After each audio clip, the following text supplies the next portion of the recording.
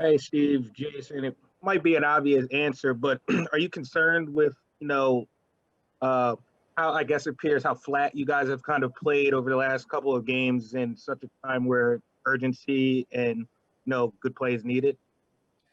I didn't think we were flat tonight. I thought we came out pretty strong and got off to a good start. But what killed us was the rebounding. We obviously we have a size disadvantage, but that doesn't account for the 16 offensive boards they had. I thought at least 7 or 8 times we didn't box out. Somebody came in from the weak side, we didn't hit them, and they got an extra possession out of it. And when that happens, it's almost impossible to win. They got 9 more field goal attempts and 8 more free throws. So basically about 13 extra possessions, coming from mostly the rebounding differential. And you can't win that way. So not disappointed in the effort, but I'm disappointed in the lack of attention to detail in terms of rebounding the ball. Does that signal to you a tired team? No. It signals to me a modern team. This isn't the modern NBA. Guys don't box out. It's just the way it is. Every night on League Pass, I see the same thing. Players let guys come in from the weak side, and they think I'll just get the rebound. It's a disease that's rampant in the NBA. Problem is, if you're a really small team like us, then it's going to hurt you more than it'll help other teams. Than it will hurt other teams. Does this game feel like it comes with extra baggage because it happened in the shadow of the Mavs game? I don't even know what that means, Gareth. I'm saying a game like this after a blowout loss to the Mavs, if this would have been an ordinary, like you win some, you lose some game, maybe at a different part in the regular season, but does it feel like it's kind of a culmination of things? No, you know what? I thought we came out ready to play.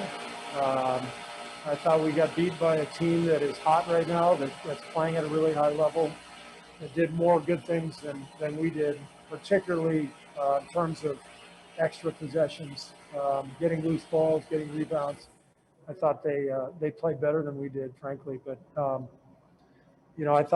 I thought we were focused. We weren't good enough tonight. Is it easier to take when the three-point shooting is coming from guys that you kind of don't mind having them shoot those shots? No.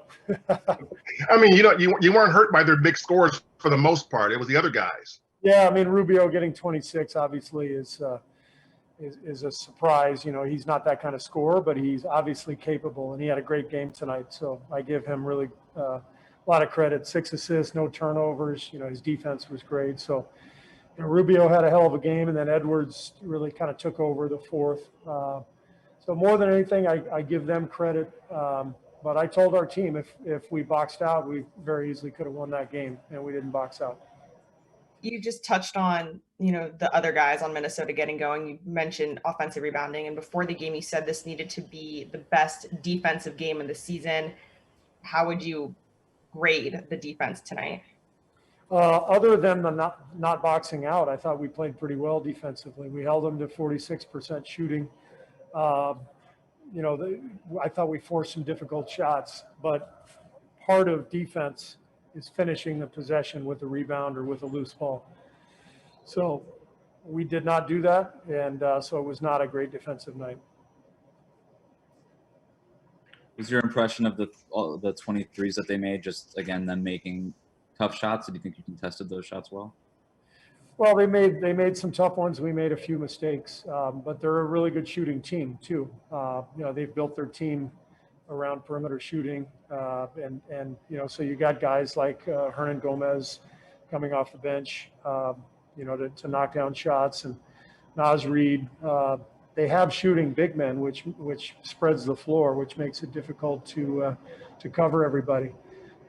Rubio was probably the key guy for them tonight. I thought we overhelped a little bit off of him at times, but again, I'm just going to keep going back to the rebound category, especially because there were so many egregious errors in terms of lacking box out. Is it Steve, harder to James box Hill, out BNC and Sports. when a team is spread out the way that Minnesota is offensively? Sorry, go ahead, Wes. When Minnesota's spread out that way, does that make it more difficult to box out? Because I guess you just have to be aware of different angles. Guys coming in from different angles. Well, not really. I mean, there are going to be a lot of long rebounds. They took 41 threes, so there's going to be some long ones, and you're not going to get them all. The ones I'm talking about are when we specifically did not find a guy who's coming in and box him out, hit him. It's not even like a college box out where or high school box out. In the NBA, it's more about locating the guy and just putting your hand or your forearm in his chest and letting somebody else go chase the ball. So, we were staring up at butterflies, up in the air, just looking up, and guys were coming right by us. So that doesn't matter what kind of possession it is, what kind of shot it is. It's just the awareness to go hit somebody. Steve, James Hill with BNC Sports. Steph had it going as he always does down the stretch. And then Wiggins was able to return to a court that he had played on. When you think about Andrew's game tonight, what do you think about? Well, I was happy for him that he got going, especially right away in the first half. I think he had 18 points at the half. I know the return here meant a lot to him. He spent a lot of years here, and he got a nice reception from the fans. And so I was happy for Andrew that he played well individually and he scored. Obviously, Andrew would much rather have the victory. So it was, I'm sure, bittersweet for him. If you got obviously a very thin roster and really thin up front with your bigs, Draymond and Loon, where are they? Do you have a feel for where they are physically? Because it looks like at times that both of those guys are out there really trying to labor and get through this. Yeah, I check in with both of them periodically, and they both tell me they're feeling good. And, they've got a heavy load on their shoulders for sure. Just trying to compete and carry a young team defensively.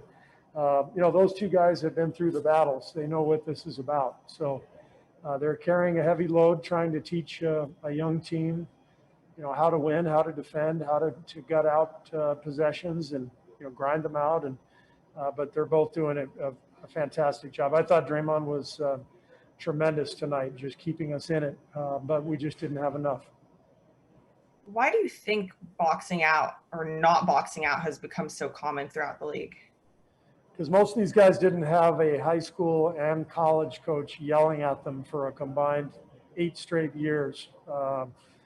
It's a different world today, and players grow up in a different way in terms of just their basketball background.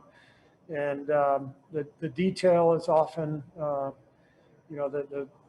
thing that is lacking. Players have never had more skill than they have today, in my mind. I'm amazed by the skill level. But the little things, getting back in transition. Every night on TV, I see teams let a guy run past them in transition for a layup. We do it. Every team does it. If you did that 25 years ago, your coach would take you out and he wouldn't play you again. Now everybody does it. And as a coach, you can't take everybody out. So there are certain parts of the game that they're just different. Players aren't as locked in on those things. I think just because it's a different time.